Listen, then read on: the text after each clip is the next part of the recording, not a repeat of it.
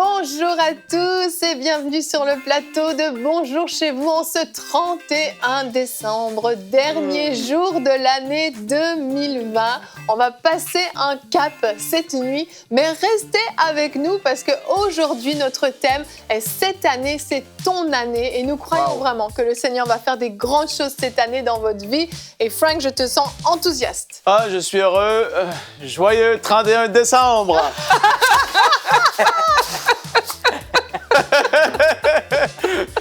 Une dernière fois? C'est cool. Voilà. Bravo. Tu nous fais surpris. Mon Bravo. petit coup, ouais. J'étais prêt, Evelyne. J'ai vu que tu avais une petite tête. Je ne savais pas ce que tu préparais. J'ai un pasteur, j'ai une question de préparer aussi. En plus j'ai de mes une petites question. trompettes silencieuses. Oui, silencieuse, vraiment, ça fait un peu ridicule. Mais bon, on va y arriver. T'as un pasteur, j'ai une question. À quelle question vas-tu répondre C'est dans cette émission? la question que tu as sur tes cartons, Evelyne, très certainement, de quelqu'un du Canada. Auguste du Canada. Le Canada est à l'honneur cette semaine. On avait Jonathan du Canada lundi, Auguste du Canada. Comment faire pour reprendre ma vie spirituelle après plusieurs années? Donc, on sous-entendu, après plusieurs années, sans la vivre, en fait. Voilà, et donc je vais y répondre avec 5 bons points, comme j'ai l'habitude de le faire. Ouais, c'est bien. 1 minute par point, 5 minutes, express. C'est le 31 décembre, on est speed. On est speed, oui, parce qu'on veut célébrer quand même. Voilà. Vas-y. Ils sont partis croche. OK, on les balance. C'est parti, Evelyne. Merci, Frank. Ah, c'est cool, bonjour chez vous. C'est l'intro le plus long au monde. Mais c'est clair, mais la plus drôle.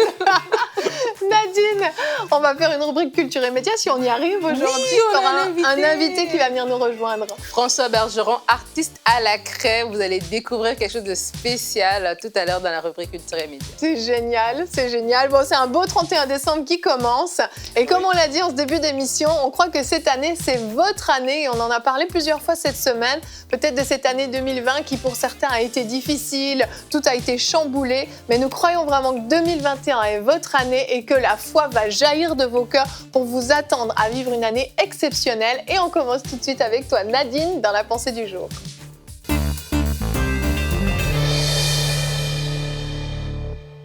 Alors que le thème d'aujourd'hui, c'est cette année est ton année, j'aimerais le dire pour toi, cette année est ton année. Et des fois, quand on commence une nouvelle année, on se dit ça, puis on a ce slogan, mais vraiment que ça ne reste pas un slogan, mais que ça soit vraiment une déclaration d'une vérité, que 2020 sera ton année, que 2020 sera mon année, l'année où je serai en mesure de faire des exploits, de faire la volonté de Dieu dans ma vie, d'aller vraiment plus loin. Et cette année sera ton année si tu arrives à sortir de ta zone de confort, si tu arrives à faire les choses différemment. Peut-être que les années passent et elles se répètent, elles se ressemblent. Le calendrier, c'est peut-être pas la même journée, mais à un moment donné, on a l'impression que c'est du déjà vu. Pourquoi? Parce qu'on fait des fois les choses de la même manière. Mais vraiment, cette année, je t'invite à faire les choses différemment et à sortir de ta zone de confort. Et je vais te partager 7 clés pour le faire. Dans la Bible, on voit ce passage dans Luc, et c'est aussi répété dans Matthieu, de ce jeune homme riche qui vient et qui dit à Seigneur, à Jésus, qu'est-ce que je dois faire pour avoir la vie éternelle? Il lui dit, va et tout ça, il lui donne une instruction. Et ensuite, viens et suis-moi. On connaît l'histoire, le jeune homme n'est pas revenu. Et j'ai vraiment juste retenu ce mot que Jésus dit, viens et suis-moi. Et je crois vraiment que Dieu te le dit à toi, il le dit à moi. Mais comment on va faire pour le suivre? Comment on va faire pour vivre cette année, que ce soit notre année de façon extraordinaire pour qu'on vive les choses que Dieu a pour nous? C'est en respectant ces 7 clés pour sortir de notre zone de confort. La première, c'est de refuser le statu quo, tout simplement. Refuser, des fois, on est tellement habitué à ce qu'on vit et puis on ne veut pas changer parce qu'on est habitué à ce qu'on connaît. Et il faut refuser le statu quo. Il faut questionner ce qu'on a toujours connu. Peut-être tu as toujours fait les choses d'une certaine manière et c'est vraiment devenu comme des forteresses, comme des mentalités, comme des choses. C'est clair dans ta tête que ça se fait que comme ça. Mais vraiment, je t'invite aussi à vouloir voir les choses différemment. La troisième des choses de fait, est-ce que tu fais les choses par conviction ou par habitude? C'est une question que je t'invite à te poser. La quatrième clé, développe ta sensibilité à la voix de Dieu. Que cette année soit ton année aussi dans ta vie spirituelle. Que vraiment tu puisses marcher par l'esprit parce que tu entends la voix de Dieu. Tu marches par conviction, non juste par calcul humain, par calcul charnel. Vraiment développe ta sensibilité à la voix de Dieu. Je t'invite aussi à prendre des risques. On ne peut pas faire des choses extraordinaires sans prendre des risques. Prends des risques avec Dieu. Prends des risques. Les risques avec Dieu ne sont jamais des risques non calculés. Les risques avec Dieu sont bons parce qu'à la fin, c'est Dieu qui fait toutes choses. La sixième des clés, c'est de mourir à soi. Quand je dis mourir à soi, c'est n'aie pas peur de te tromper. Parfois, on a une trop grande opinion de nous-mêmes au point où est-ce qu'on n'ose pas faire certaines choses parce qu'on a juste peur de se tromper tout simplement. Mais n'aie pas peur de te tromper. Cette année, prends des risques pour qu'elle soit ton année. Et la septième des choses est le désir de plaire à Dieu au-delà de plaire à toi-même ou plaire aux autres. Ça, c'est hyper important. Vraiment, alors qu'on parle de se saisir de la nouvelle année, est ce désir-là, dans ton lieu secret, dans ton temps de prière, alors que tu consacres cette année au Seigneur, dis Seigneur, je veux faire ta volonté et ta volonté seulement, et certainement cette année sera ton année. Amen. Merci Nadine. Pensée super complète. Ça allait super vite. Oui, j'ai regardé le chrono, j'ai dit oh là là. Mais on avait fait une intro longue. Ça avait le temps. Ça allait super vite, mais il y avait 7 points que j'invite les gens à aller peut-être réécouter pour s'approprier tous ces points parce que chaque point, en fait, demande un ajustement à mettre en place dans sa vie. C'est pas juste dire « Ah oui, ça, c'est une bonne idée ». Vraiment, chaque point nécessite qu'on s'arrête dessus, qu'on médite, qu'on fasse un scan de sa propre vie, puis dire comment est-ce que je peux progresser dans ce domaine-là, qu'est-ce que je dois opérer comme changement dans ma vie pour pouvoir mettre en place ces conseils que tu as donnés qui sont excellents.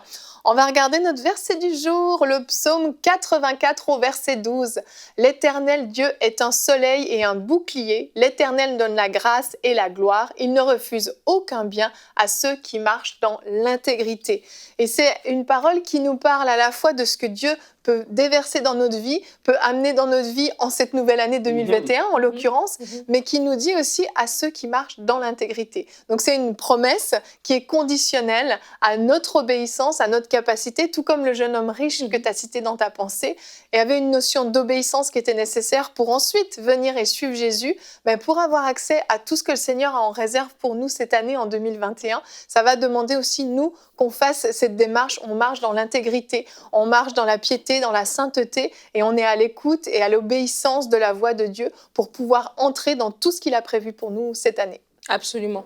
Et vraiment, ce que tu es en train de dire, c'est tellement important parce que beaucoup de personnes, des fois, se disent c'est une question de disposition de cœur, mais ce n'est pas une question de disposition, ce n'est pas une question de volonté. Si on rentre vraiment dans les choses de Dieu, c'est parce qu'il y a de l'obéissance derrière.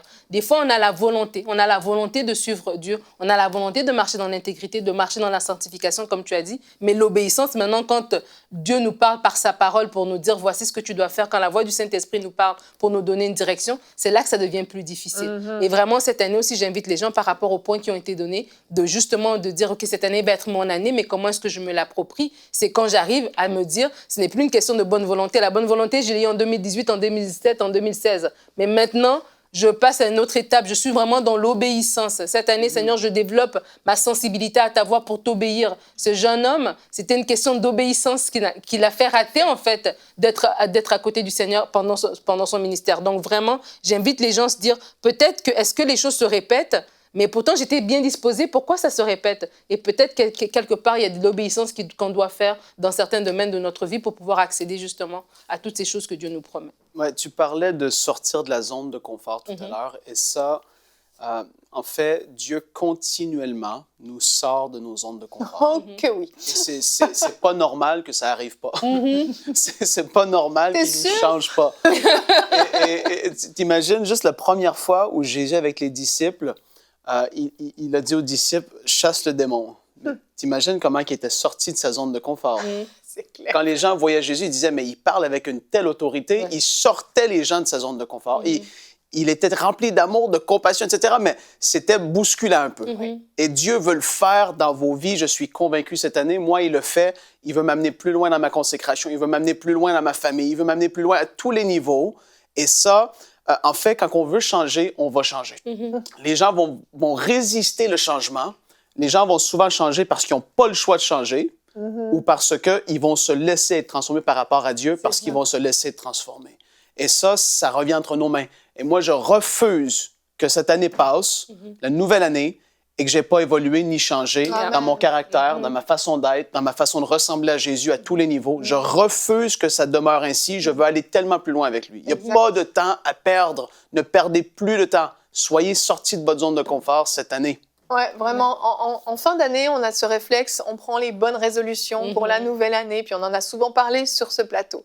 Mais en fait, des résolutions, ça reste du vent. C'est juste, c'est ça, une volonté, un désir de faire telle ou telle chose. Cette année, moi, je veux vous encourager à ne prendre aucune résolution, mais à passer à l'action, à démontrer dès le début un vrai changement, en fait. C'est dès là, dès maintenant, dès 7 secondes, vous n'avez pas besoin d'attendre d'être arrivé à minuit 01 pour mettre en place des choses. Dès maintenant, dès 7 secondes, on peut mettre en place, passer à l'action dès le début. Et oui, c'est sortir de sa zone de confort. Ça veut dire, en fait, que tu vas peut-être te désabonner de Netflix.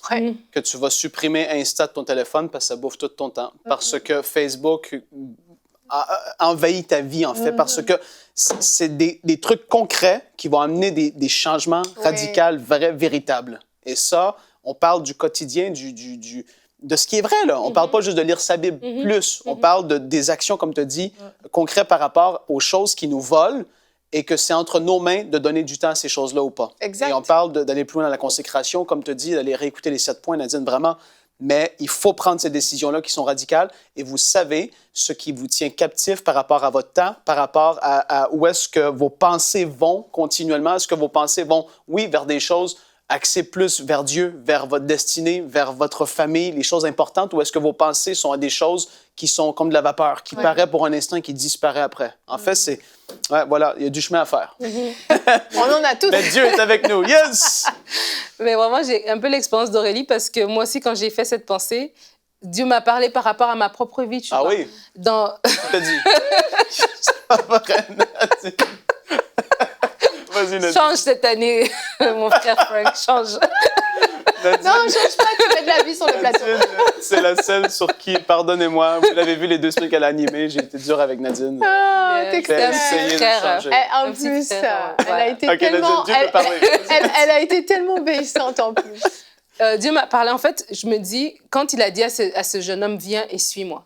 Et je me dis, Seigneur, justement, comme tu dis, Seigneur, je veux aller plus loin. Cette année est mon année pour aller plus loin, dans tous les domaines, en fait. Pas plus loin par rapport à mes propres aspirations, mon propre regard, mais plus loin par rapport à te ressembler, par rapport à ma consécration, par rapport à ma sanctification, par rapport à toutes ces choses-là, je veux te ressembler davantage. Mais le viens et suis-moi, il est où l'ordre? C'est où est-ce que je dois venir et te suivre? Dans quel domaine de ma vie est-ce que je suis en train de réfléchir selon ma propre réflexion où je ne suis pas en train d'appliquer en fait ta voix, ta parole, ta direction. Et des fois, c'est comme ça en fait dans la vie chrétienne. On est en train de dire cette année, mon année, on est en train de dire des fois pour faire les choses, pour s'approprier des choses, il faut les faire différemment. Mais pour les faire différemment, il faut savoir, c'est différent, c'est pas habituel. Et naturellement, on fait les choses de façon, des choses qu'on est habitué de faire, de la méthode qu'on connaît. Et vraiment, cette année, en fait, moi, cette parole, ça me dit, ben tiens, Seigneur, je veux te suivre encore davantage. Je veux sacrifier les veaux d'or, les choses que je suis habituée à faire, la façon dont je conçois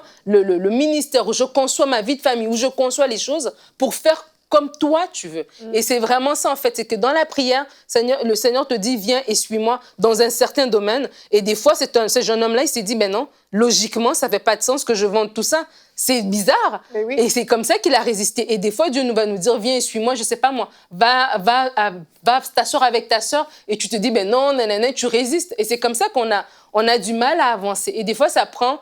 Il y a des personnes que pour s'approprier cette année, ça prend peut-être qu'ils se réconcilient, qu'ils demandent pardon. Des fois, ce n'est pas des affaires hyper gros, là. Oui. C'est des choses que tu résistes et Dieu te dit, viens et suis-moi. Agis comme moi dans tel domaine. Ouais. Reflète mon caractère dans telle chose. Reflète ma pensée dans telle chose. Reflète mon discernement dans telle chose. Ma sagesse dans telle chose. Et vraiment, c'est une parole à prier et puis se dire, Seigneur, où est-ce que moi, tu m'appelles et où est-ce que je dois te suivre? Amen, amen. Vraiment, je crois que c'est comme un défi un peu qui vous est lancé aujourd'hui de passer à l'action. Vraiment, de passer à l'action et de ne pas attendre, comme je le disais tout à l'heure, la nouvelle année pour le faire. Passer à l'action dès aujourd'hui. Vous savez les choses que vous devez changer dans votre vie de manière radicale. Vous le savez très bien et je crois vraiment que ça va porter du fruit. Et Frank, on va voir parce qu'il y a peut-être d'autres personnes qui sont dans le cas d'Auguste qui ont vécu donc plusieurs années apparemment loin de Dieu, en tout cas avec une vie spirituelle qui était plutôt descendante. Et comment faire donc pour reprendre cette vie spirituelle après plusieurs années de stand-by? Oui, donc Auguste, bonne question et je te réponds en 5 points comme j'ai dit. Je vais essayer d'être le plus complet, le plus concis que je peux l'être. La première chose, je vais le dire, c'est la repentance. C'est pas beaucoup prêché, mais si quelqu'un s'est éloigné de Dieu pendant plusieurs années et se dit « je veux faire cette démarche pour me rapprocher de lui », il ne faut pas faire comme que beaucoup de gens, dans leur couple, ils vont faire, c'est-à-dire qu'il y a eu des grosses erreurs, il y a eu des manquements, il y a eu des lacunes, il y a eu des choses, et puis ils essaient de faire comme si de rien n'était. C'est-à-dire qu'une fois que ça va être dit, une fois que le pardon va avoir été demandé, Dieu est bon, il est fidèle, il pardonne, il oublie et on avance. Mais faisons pas comme si de rien n'était. Et les choses dans lesquelles peut-être vous vous êtes retrouvés ou d'autres personnes aussi, vous vous êtes peut-être égarés à droite, à gauche, peu importe c'est où, il doit y avoir une repentance, un 180 de dire non, j'ai fini avec ces choses-là, Seigneur, pardonne-moi, j'avance et je fonce. Ça, c'est la première des choses. Deuxièmement, fuis et éloigne-toi de toutes les choses qui pourraient te ramener vers une vie de péché. Les choses autour de toi, dans ta maison, à tout niveau, je n'ai pas besoin de faire de dessin, éloigne-toi de ces choses-là et même de certaines personnes qui vont te tirer vers l'autre côté. Tu veux te rapprocher de Dieu et ça, tellement de gens, je l'ai vu avec tellement de jeunes adultes qui voulaient se rapprocher de Dieu et dire « cette année, je vais me rapprocher de lui ». Et les cercles d'amis qui tirent et le monde tire de son côté. Et puis Dieu, évidemment, il veut se rapprocher de nous et nous, on a un désir, mais c'est plate, mais souvent, ça va être les amis et les choses du passé qui vont l'emporter. Donc, il faut qu'il y ait une coupure qui soit assez sévère pour pouvoir se libérer complètement de ces choses-là. La troisième chose, nourris-toi spirituellement de manière quotidienne. Prie, parle avec Dieu, va prendre des marches, parle avec. Commence à retrouver cette relation, cette intimité avec lui, avec le Saint-Esprit. C'est tellement important. Deuxième chose, dans sa parole. Troisième chose, écoute EMCI, des choses comme ça, des prédications de ton pasteur de l'église locale. Et ça, c'est le quatrième point, justement, c'est connecte-toi à une église locale parce que ta vie spirituelle en dépend. C'est pas un peut-être, c'est et on le voit dans les actes. Les gens se rassemblaient ensemble, entendaient la parole, grandissaient, ils se frottaient les uns contre les autres. L'église locale, c'est pas juste pour dire Alléluia, on repart, c'est parce que on va être challengé dans notre caractère, on va être façonné au travers de l'église locale, on va être mis au défi, on va grandir dans la parole. Ça fait partie d'une relation avec Dieu. Connecte-toi à une bonne église locale, c'est tellement important. Et la cinquième chose, témoigne de ta foi. Le fait de témoigner fait quelque chose. Le fait de témoigner fait quelque chose, c'est dur à exprimer, mais en fait, tu déclares publiquement que tu crois en Dieu, que tu marches avec lui, que tu l'aimes. Et ça apporte une fermeté par rapport à ta foi personnelle. Témoigne de ce que tu as fait, de ce qu'il a fait pour toi, des choses qui t'a libéré, les victoires que tu as gagnées. Toutes ces choses-là, témoigne-en publiquement aux gens autour de toi et tu vas voir, ta vie spirituelle va prendre un nouveau tournant. Vraiment, fonce et ne regarde plus en arrière. Il n'y a plus de temps à perdre. On ne peut plus se rouler dans la boue du péché. On a une destinée. Dieu nous a appelés à de grandes choses, Auguste. Et vous tous qui m'écoutez, si vous vous revenez au Seigneur, je vous encourage tellement. Accrochez-vous à lui. Il est tellement bon, tellement bon. Et cette année va être extraordinaire. Au nom de Jésus, je le prie pour vous. Et que Dieu puisse vous aider vraiment dans toutes ces choses. Amen. On peut rapidement juste redire les 5 points parce que oui, je peux. On commence avec donc la repentance. La repentance. Deuxième chose, fuis et éloigne-toi de toutes les choses qui peuvent t'amener dans une vie de péché. Tu t'éloignes, tu coupes radicalement. Nourris-toi spirituellement de façon quotidienne. Prie la parole de Dieu. Écoute, nourris-toi. Après ça, quatrième chose, connecte-toi à une église locale où est-ce que tu vas faire des amis chrétiens, où est-ce que tu vas pouvoir être transformé, où est-ce que Dieu va faire son œuvre. Cinquième chose, témoigne de ta foi. Excellent, merci. Des fois, ça passe très vite, puis je sais qu'il y en a qui veulent des fois prendre des notes. Mais tu as bien fait de me faire répéter. C'est ça. Comme ça, merci, on ne perd rien. Merci à toi, Frank, pour cette excellente réponse de fin d'année. En moins de 5 minutes. Ta dernière de 2020. Ouais, t'as parlé vite, c'est pour ça qu'il fallait répéter. C'est bon. J'espère que c'était compréhensible. C'était tout à fait compréhensible. Yes. Si vous avez des questions pour l'année 2021, en l'occurrence, vous pouvez nous écrire à l'adresse pasteurj'ainequestion@emcitv.com. Et Frank, tu vas nous quitter. Eh oui. Eh oui, tu vas laisser ta place. On va célébrer la nouvelle année. Exactement. Tu vas laisser ta place à François Bergeron. Donc Frank, on te souhaite déjà une bonne année puisque tu nous quittes. Madame. Et puis nous, on enchaîne avec la rubrique Culture et Médias. Alors, on a avec nous François Bergeron. Bienvenue, François. Bonjour Merci. François. Bien, c'est un plaisir d'être là avec vous autres aujourd'hui. Plaisir partagé. Vraiment, On est ravis. Vraiment, on est ravis. On parle de faire les choses différemment dans la pensée du jour et je crois que c'est quelque chose de différent qu'on va présenter à la francophonie aujourd'hui. Tu es un artiste à la craie. Est-ce que tu pourrais déjà nous expliquer qu'est-ce que c'est? Oui, grande question. Simplement, je prends des craies puis je fais des dessins sur des toiles. Puis c'est une façon de pouvoir créer avec mes craies. Je fais des toiles, mais j'aime aussi raconter mes histoires. Fait que j'illustre sur des grandes toiles mes histoires à la craie. Puis fait que c'est ça que j'ai fait avec ce livre-là. J'ai illustré chacune de l'histoire avec mes craies. Là. Oui, tu fais des contes, en fait. C'est que tu vas te déplacer. On va en parler dans la rubrique Culture et Médias aujourd'hui. Mais déjà, pour que les gens puissent visualiser un peu ce que c'est, on va regarder une vidéo de présentation un peu de ce que tu fais.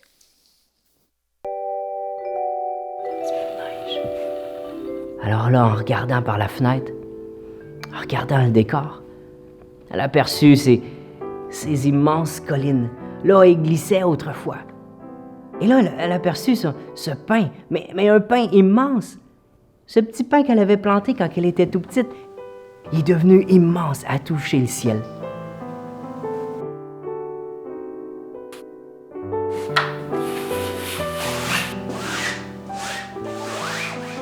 Mais là, cette belle, grosse boule, cette pleine lune, comme si le Créateur avait accroché lui-même tout décoré pour Noël.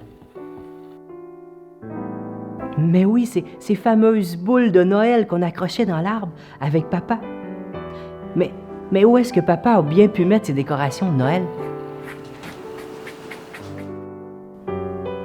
Mais là, sur le haut de la vieille armoire, elle aperçoit là, sur le dessus de la tablette une vieille boîte de souliers, toute défaite.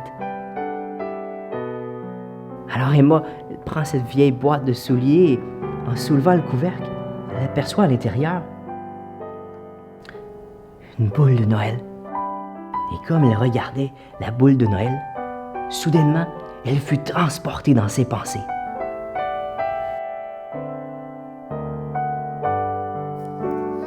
Et c'est beau, hein? Mais en fait, beau, c'est hyper paisible en plus. oui, ça, c'est le conte de Noël. Mais en fait, j'allais dire que dans d'autres vidéos que j'avais regardées de ce qu'il est en train de faire, c'est là, on voit comment il dessine, en fait, le détail avec de la craie. Mais oui, c'est Avec de la craie, il y a de la profondeur, il y a vraiment tout un détail qui est là. Et là, il y avait la vidéo sur le conte. Et puis, je vais te laisser justement parler de ce livre, en fait. Oui, bien c'est ça. C'est une histoire que je racontais, que je faisais déjà sur scène avec mes toiles. Puis là, je me disais, ça serait intéressant de le mettre en format livre, DVD, un coffret. Puis je savais pas comment prendre mes spectacles que je faisais live devant le public, mais le mettre en format livre. Mais là, j'ai commencé à travailler sur les toiles, puis de pouvoir raconter, créer les toiles, puis de trouver une façon de mettre ça en un livre. Ça a été un super beau projet. Puis là, c'est sûr que j'ai la piqûre. C'est mon premier livre que j'ai créé. C'est déjà 20 ans que je fais mes spectacles un peu partout. Mais là, de l'avoir en format livre, bien, il voyage quand je ne peux pas voyager. Il peut aller partout. Fait que c'est un autre moyen, une autre façon de rejoindre le public. Fait que c'était une belle aventure, puis je suis vraiment content du résultat. J'anticipe déjà mon prochain livre. Et j'apprécie tantôt ton partage par rapport à la nouvelle année parce que Le jeune homme riche, le deuxième livre que je suis en train de faire, j'ai déjà commencé à créer les toiles, on a enregistré le conte. Et c'est exactement l'histoire du jeune homme riche qui est en parallèle avec un exemple aussi dans la nature où je peins des arbres qui sont ancrés. On voit d'autres qui sont morts, déconnectés. Mais et cette histoire-là qui est vraiment racontée dans mon prochain livre. Alors vraiment, je pense que ça va être notre année. Yes! J'ai hâte de pouvoir d'en reparler. Ben oui, tu reviendras nous en parler quand il sortira. Exactement. Fait que ça, c'est mon premier livre. Déjà, oui, comme je vous dis, je prépare le deuxième qui va être un coffret livre DVD aussi. Il faut aussi qu'on le mentionne, c'est qu'en plus de... Là, tu as le livre, mais en fait, c'est que tu vas dans des écoles. C'est vraiment une évangélisation aussi qui accompagne ton ministère de Cray. Oui. C'est que tu vas dessiner, tu vas parler, et de fois de façon imagée, mais en fait, il y a le message de la croix qui est annoncé au travers de tes représentations. En fait. Bien, c'est ça qui est extraordinaire. Quand on est un conteur, bien, on raconte, on peut conter ce qu'on veut. Et fait que j'ai le privilège d'imager un peu ma foi qui est profonde, qui est ancrée en moi, mais de pouvoir le mettre en compte et de le raconter. Et dans ce livre-là aussi, je raconte une partie de la nativité. Et c'est sûr, comme conteur, on peut se permettre de jouer avec les mots, de faire, de grossir nos personnages. Et lorsque les bergers gardent leurs brebis en spectacle, bien là, c'est sûr que je leur raconte qu'il y avait toutes sortes de brebis. Il y en avait des rouges, des bleus, des vertes. Hein? Puis peut-être vous demandez, justement, les enfants qui écoutent présentement, ils se demandent, mais comment que mes mitaines sont rouges, puis pourquoi il y a des foulards verts? Mais là, vous le savez. Parce qu'il y a des moutons de toutes sortes de couleurs. Désolée de briser la magie de Noël, mais oui, ça existe. J'avais regardé justement des vidéos en préparant cette rubrique et j'ai été touchée. Il y avait un spectacle que vous avez fait dans la rue à Toronto. Et c'est ça, c'est-à-dire que François, il va dans les écoles, en temps de non-Covid évidemment, dans les écoles faire des spectacles et tout ça. Il fait des spectacles à travers le Québec et même il voyage aussi en dehors du Canada. Mais ce que j'avais aimé dans la vidéo que j'avais vue, c'est que les gens, même chrétiens, même non-chrétiens, parce que c'est ça, comme vous dites, vous faites un conte, vous dessinez à la craie, vous racontez l'histoire, les gens sont captivés. Ceux qui connaissent un peu le Seigneur savent de quoi on parle. Les autres, ils sont comme... ils sont curieux et tout, mais j'avais beaucoup aimé dans le retour, c'est que les gens non chrétiens, ils disaient « Waouh, ça m'a touché ». Et les chrétiens disaient « Waouh, ça m'a amené à un autre niveau, j'ai découvert autre chose, j'ai vu différemment ». Et donc, c'est vraiment un beau ministère que vous portez. Si les gens veulent se procurer ces livres, c'est sur votre site artistealacraie.ca. Merci beaucoup, François. Ça fait plaisir. Merci beaucoup. C'est ça, je ne sais pas si les gens ont vu, mais donc c'est super bien illustré quand même. Et on l'a dit rapidement, mais donc il y a le DVD. Mais je veux le dire parce que moi, je fais partie de ces gens qui n'ont plus de lecteur DVD. Je disais à François, mais j'ai plus de lecteur DVD. Mais on peut voir la vidéo en ligne avec le petit... J'aperçois ici l'étiquette est collée à l'envers. Regarde, voilà. C'est probablement mon fils qui m'a aidé à coller les étiquettes. Trop cute. Celle-là est bien faite. C'est ça, celle-là est bien faite. Et donc, on peut même avoir, avec le code, on peut avoir la vidéo aussi en ligne pour avoir la version comptée directement par toi, François, au cas où on n'est pas aussi bon compteur que toi. Bon, je vais m'entraîner. Ce soir et je vais te dire. Merci. En tout cas, merci beaucoup pour ce très beau ministère. Vraiment, on rend gloire à Dieu parce qu'on en parlait hors antenne, mais je disais, c'est formidable de voir les talents que Dieu nous a confiés, des talents vraiment différents. Moi, je ne sais absolument pas dessiner. Et bien, toi, il t'a donné ce talent de compter, de dessiner, compter pas 1, 2, 3, de raconter et de dessiner pour justement amener dans des endroits où on n'a pas accès en temps normal une portion de l'évangile avec ces messages. Tu vas dans les maisons de retraite aussi, dans les écoles, etc. Donc, merci et bravo! Ça fait plaisir. On finit l'année en beauté. Ben, bonne année! Effectivement, bonne année à vous tous qui nous regardez. Vraiment, on vous souhaite une année vraiment bénie en Jésus-Christ. Que l'année 2021 vous apporte ce dont vous avez besoin, vous comble à tous égards. Vraiment, c'est notre prière à EMCI. Et on se retrouve demain, on sera avec vous, même si c'est le 1er janvier, fidèle au poste, on sera avec vous. Et demain, nous allons vous parler d'aspirer au surnaturel en 2021. Et vraiment, je vous encourage à ne pas manquer l'émission. Vous allez peut-être vous coucher un peu plus tard cette nuit, c'est pas grave, vous pouvez la regarder un peu plus tard, l'émission. Mais vraiment, ça va être une émission qui va vous faire du bien et qui va activer quelque chose en vous pour le surnaturel en 2021. Très bonne année encore. Allez, à demain. Bonjour chez vous.